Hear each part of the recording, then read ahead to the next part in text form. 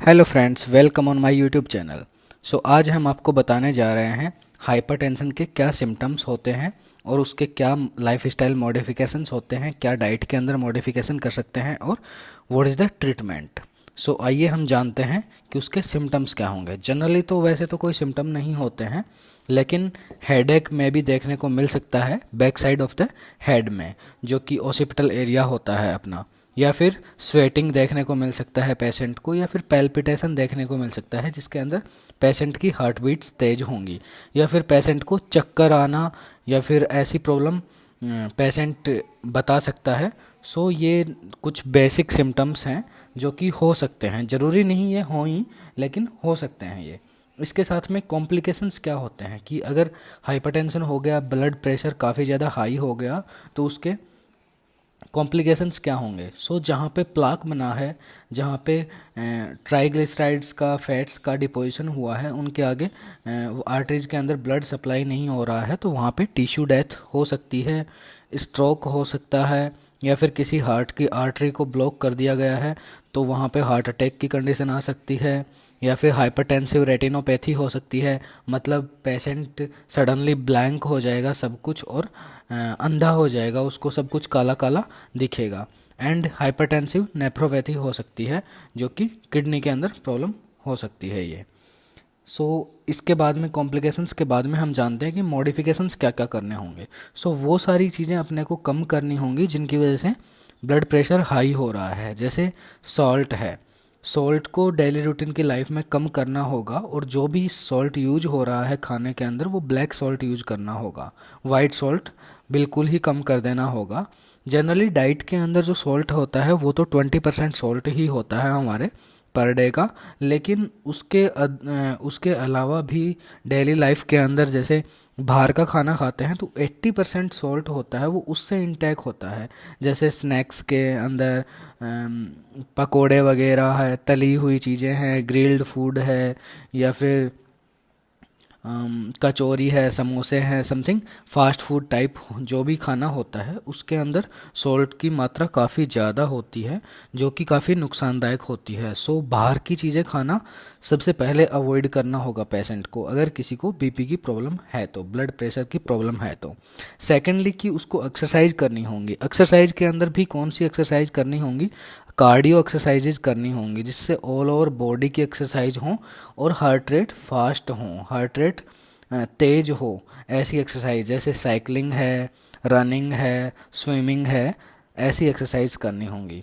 Cholesterol और lipid से जिन चीज़ों के अंदर होता है वो डाइट के अंदर बहुत कम करनी होंगी या फिर बंद ही करनी होंगी। जिनके अंदर सैचुरेटेड फैट होता है, अगर नॉर्मल प्लांट फूड है, प्लांट फैट है तो वो अपन खा सकते हैं, लेकिन सैचुरेटेड फैट है वो कम्प्लीटली बंद करना होगा। योगा एंड मेडिटेशन करना होगा, क्योंकि स्ट्रेस की वजह से भी हाइपरटेंशन होता है। स्ट्रेस के लिए सबसे अच्छा होता है breathing exercise and meditation.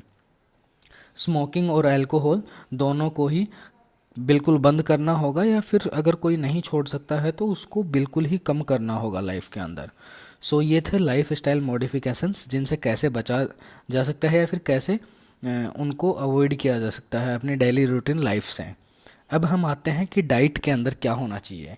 Diet के अंदर सबसे ज़्यादा जूसेज करने होंगे, ग्रीन लीफी वेजिटेबल्स खानी होंगी पेशेंट्स को, और जैसे खजूर होते हैं, डेट्स, वो पोटैटो, जिन चीज़ों के अंदर पोटेशियम की मात्रा ज़्यादा होती है वो चीज़ें अपने को ज़्यादा इंटेक करनी होंगी, क्योंकि पोटेशियम और सोडियम का कोरिलेशन होता है आपस में। जितना अपन पोटेशियम ज़्यादा लेंगे डाइट के अंदर या फिर डेली डेली कैलोरीज के अंदर, सोडियम है वो उसका एलिमिनेशन होगा, वो बाहर निकल जाएगा।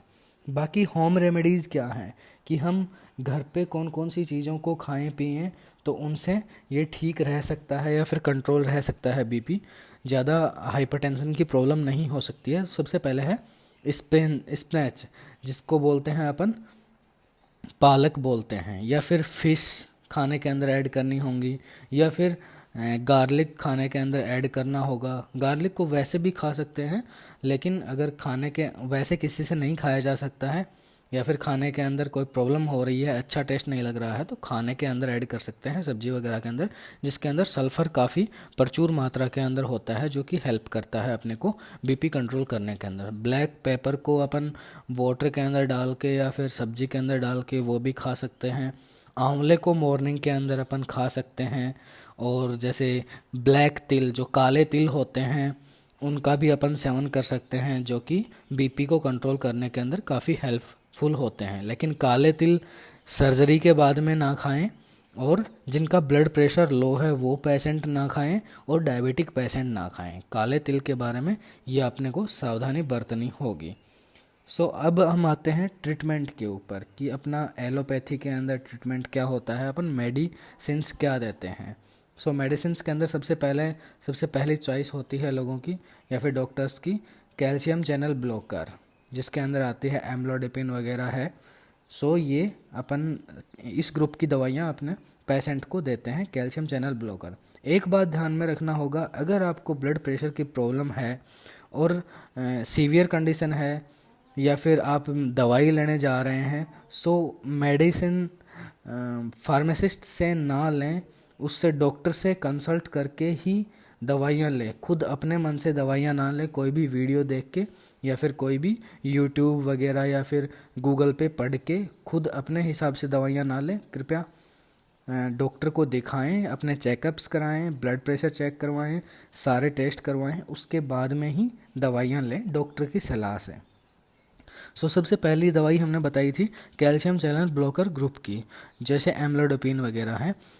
इनके साइड इफ़ेक्ट देखने को मिलते हैं, जैसे स्वेलिंग हो जाती है लेग्स के अंदर, जो कि 10% लोगों के अंदर ही देखने को मिलता है।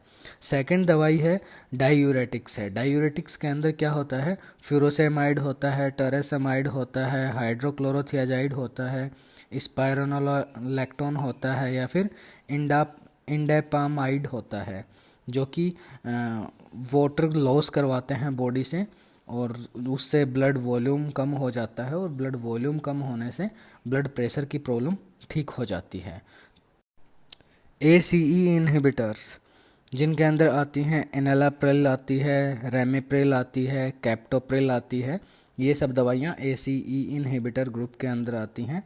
और लास्ट में आती हैं बीटा ब्लॉकर्स, जो कि हार्ट रेट को कम करती हैं, रिदम को कम करती हैं, जो कि लास्ट में लॉल वाली दवाइयाँ होती हैं, जैसे प्रोप्रेनोलॉल, मेटोप्रोप्रेनोलॉल और एटेनोलॉल। लेकिन ये दवाइयों का यूज अस्थमेटिक पेशेंट होते हैं, फिर COPD पेशेंट होते हैं, उनके अंदर बिल्कुल भी यूज नहीं किया जा सकता है, क्योंकि वो अस्थमा के अंदर या फिर COPD के अंदर प्रॉब्लम कोज कर सकते हैं या फिर करते ही हैं। ये था treatment, symptom and complications with life style modifications. Hopefully आपको वीडियो पसंद आया होगा और बहुत कुछ सीखने को मिला होगा, समझने को मिला होगा इस वीडियो से। Thank you, and like, subscribe and share करना ना भूलें।